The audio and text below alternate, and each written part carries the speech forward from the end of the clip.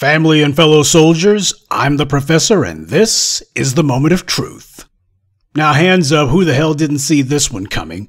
I've been telling you for at least the last 10 days or so that the judge in this case was going to be taking it upon himself to throw out any and everything that could be used against Rittenhouse. And I told you, look for him to start throwing those charges out. If this little scumbag gets convicted, look for the judge to set the jury verdict aside. And he would be citing Rittenhouse's age as his justification for everything. I posted for you on Twitter those tweets where I was pointing that out. The judge was going to be pointing to his age and saying, why, we can't convict him. Why, he shouldn't be even court. His age, you see. I had also been telling you that the strongest charges against Rittenhouse were the weapons charges, because he unquestionably was underage. But his attorneys were claiming that there was some sort of loophole in the law that allowed him to be able to roam the streets with an assault rifle based on the barrel length. That, of course, is a very, very circumspect reading of it, but the judge looked and said, good enough for me. Because that's what white supremacy is about when it's trying to keep up some pathetic semblance of having a reason, a justification. Well, this may be a very weak hook to hang my hat on, but I'm going to do it anyway and see if I get burned for it. This is what they've done. The judge was terrified of all the charges of the weapons charges that they were the most scared of. And by they, I mean the defense and the judge, who himself has made it very clear he's a de facto member of the defense. This judge has been going overboard to show his bias. He wants to make it very clear to everybody that he is prejudiced in this case. He's putting on a show. Because when the white supremacists get old and at the end of their days, that one of the things they want to make clear is their complete and thorough contempt for anyone and anything that challenges white supremacy. And the two murder victims in this case, yes, they were two white men, a third one if you consider the guy who got shot but didn't die. The judge is speaking for all these little white supremacists. You guys are some nigger lovers, and you're calling yourselves supporting these niggers against the thugs in blue. I mean, the men and women of law enforcement. And well, we're going to send a message that if you stand with the niggers, we'll make sure you get killed with impunity too. And it doesn't have to be somebody with a badge to do it. We'll pull out all the stops. This is how race war is conducted. That's what's going on here. The judge is making it very clear that he is off from the bench helping to prosecute a race war. Now, why is this judge being so bold about it, or to use his word, brazen about it? Because when you're attempting to try to get a group of individuals who may be sitting on the fence or who may not be mobilized, if you're trying to get them mobilized, you got to provoke them. And what that means is you got to be very bold and out front, and indeed, in the judge's case, just go over the top with all of these theatrics for the sake of sending a message to them that you guys need to be moving to. That's the message that he's trying to send. The judge has been spending this entire trial trying to engineer and manufacture an acquittal because that's what's required here. Mistrial wouldn't be enough. That's part of the reason some people are saying that the prosecution was going for a mistrial or risking a mistrial. No, the judge was not going to allow that. The problem with trying to call for a mistrial is, well, they can always just bring the charges again. Mistrial simply means you're not guilty, but it doesn't mean that double jeopardy attaches. Double jeopardy doesn't attach until there's a verdict. So no, there was not going to be any getting out of the fact that this was going to have to go to a jury at some point. So the judge has just done everything that he can to broadcast to the jury loud as he possibly can. I don't think the prosecution has a case. This trial is improper evidence. This prosecutor's crossed the line. You know, look at this innocent young man over here. Sure, he's committed a mass shooting and he murdered two people. That makes him a bona fide mass murderer. But well, we can't hold that against him. Besides, he's white, and these two white men who he killed, well, these guys were calling themselves standing in solidarity with black people. So, you know, truth be told, he had it coming. I've been telling you that the white supremacists need the Rittenhouse trial to result in a clean sweep. He had to be acquitted or otherwise found not guilty on all the charges. They had to get rid of all of it. They could not afford for Rittenhouse to do any time at all, because any time that he spends in jail, everybody would look at it and say, well, he called himself shooting at people, shooting at Black Lives Matter protesters, and he went to trial and then he got convicted for it. Now he's sitting in prison. They understand the symbolic value, no matter what the literal charges are that would have put him in a prison cell. The fact that he would have spent any time in prison at all would have been the problem. For them, that would have been the problem. So they need for him to walk completely on this, because that's the point they're trying to make, to embolden all of the other would-be race killers out there. Next time you see some protest, just start shooting at people and the judges will get the message that, hey, we're just going to be calling it for the shooters. We're going to be calling for the murderers in this case because we're sending the message that the race war's on.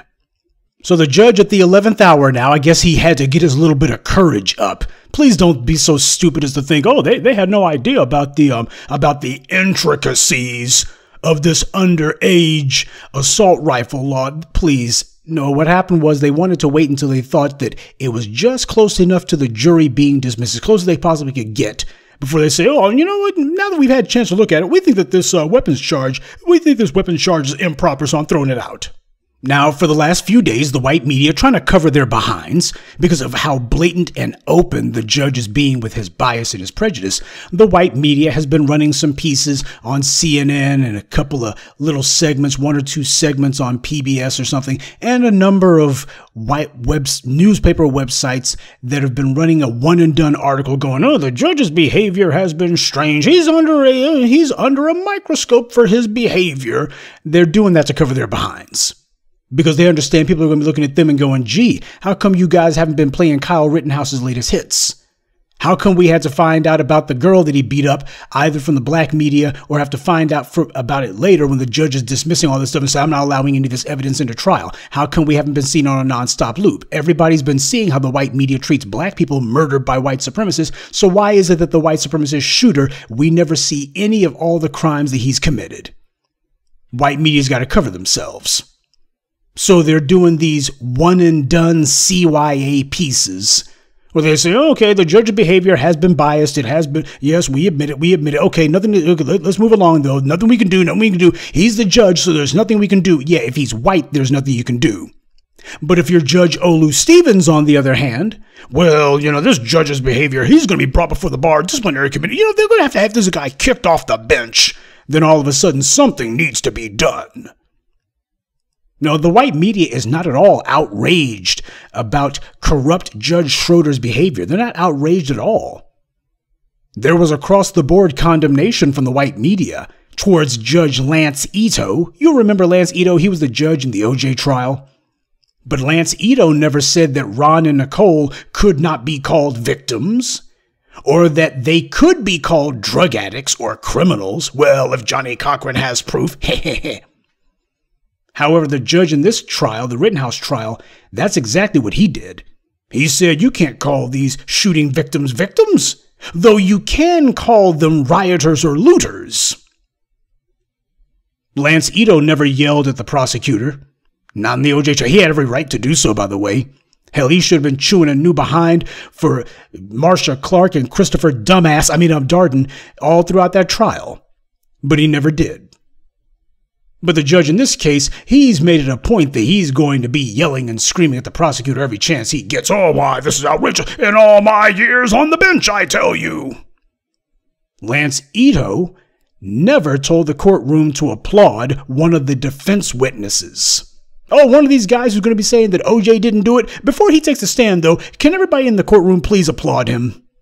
That's what Judge Schroeder did in this trial. Yeah, this defense witness over here, somebody said that he was in the armed services a while back and hopefully he was killing some black people. Well, before he takes a stand, everybody applaud him, please. Yeah, because there's nothing prejudicial or biased about that. That doesn't have the appearance of bias at all, does it? But that's the point. It is supposed to be in your face, open, and egregious. But that's the point of it. It is supposed to be this outrageous. That's by design. That's the intent. That's the entire point.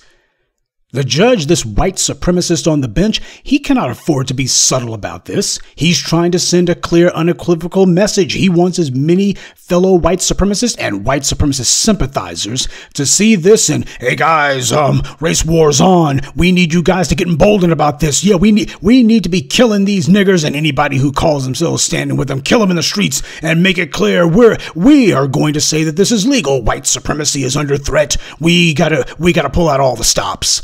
That's what the judge is doing here. And biased the judge is, so instead, they're going ahead and admitting to it. They're admitting, yeah, we see it too. We can't deny it. But we're not going to dwell on it. So I'm going to reiterate what I've been saying about this trial from the very beginning. The judge is going to be doing everything that he can to dismiss as many of the charges as possible. And, of course, when worse comes to worse, he'll just be citing Rittenhouse's age on everything. He'll just be saying that across the board. His age. Well, his age makes this different. His age, you see, well, we have to consider his age. Because that's what he's been saying from the beginning. He's going to continue saying that as his pretense for what it was that he was going to do anyway. Rittenhouse's age has nothing to do with it. The judge just figures that that's going to be the excuse that he hangs his hat on. And the white media will let him. And you'll have Jeffrey Toobin and others saying, well, I don't think there's a race card here at all. I think it's just a matter of, the law. The law is not perfect, you see. And they really need to, maybe some of those legal loopholes need to be addressed. But what won't be said is that the judge needs to be investigated by the State Bar Disciplinary Committee, that the judge needs to be dragged off that bench. Oh, they gave Lance Ito hell back in the day. Why? Because Lance Ito, well, he didn't railroad O.J. Simpson.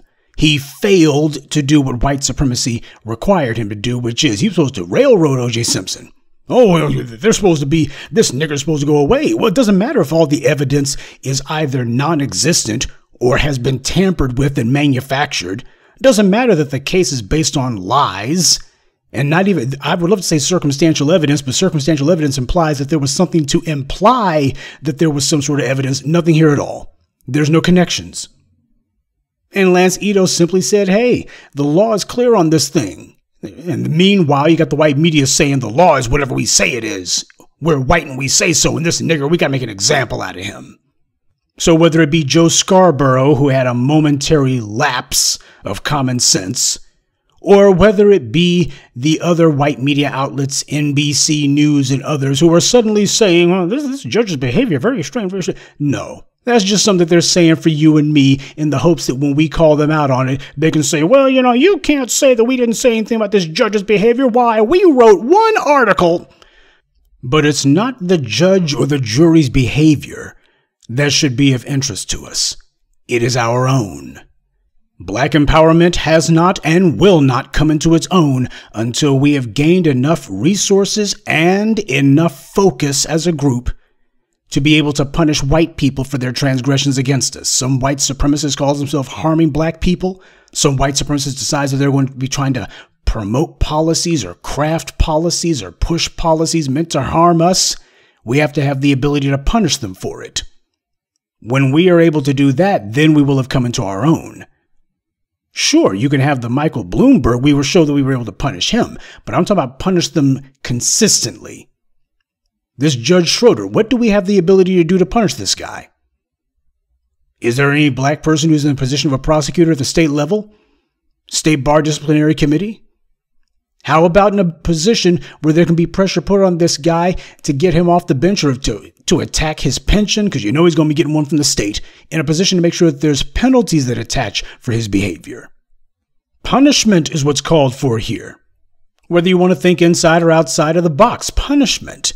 This judge is sitting on the bench and he should be removed from the bench and put into a prison cell. So when you look at all of the illegal maneuvering that this judge is engaged in, clearly violating any semblance of being impartial, just making a show out of it, it just goes to prove that when it comes to power, that's something that's far too important to be left up to chance.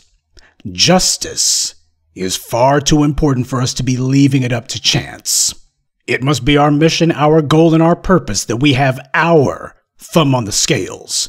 Make sure that there is a hand on the scales of justice, a black hand. Because up until now, it's been the white supremacist grubby paws on the scale, and there has been no justice. As far as Rittenhouse walking, in a way, I wouldn't have a problem with that. Because it would help black folks to look and see, look how blatant they're being about it. My big concern is the same as when Donald Trump lost the election. Black folks see that happen and they think, well, if we just go ahead and have a couple of demonstrations, a couple of civil unrest, then these guys, they'll know we mean business. And then black folks can go back to watching the Real Housewives of Who Gives a Damn or playing reruns of Xbox Live or what have you. And we can just go back to goofing off. No. It is time for a complete and thorough paradigm shift in how we operate and what we focus on. No matter how this trial shakes out, the agenda of black empowerment, that must not change.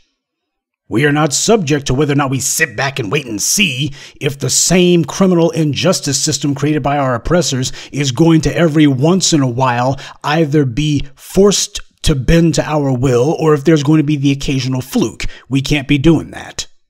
We got to be looking at making it clear we're going to be in charge, and we're not asking, we're taking. So these judges, they're just as bad as these white supremacist thugs with badges. But we got to make sure that we focus on all of them. Yes, there is an apparatus in place. It's not going to be just some one and done. Well, we can just go ahead and make sure we put the arm on the thugs in blue. No, you got to do it with the thugs in blue. You got to do it with the prosecutors. You got to do it with the judges. Breaking the enforcement arm of white supremacy, you must set out to destroy all of it. You got to break all of it. A couple of fingers here and there won't do. Spraining the wrist or a green stick fracture to the radius, that won't do. When you set out to destroy white supremacy, you must destroy completely. And that is the task, the glorious mission that stands before us now.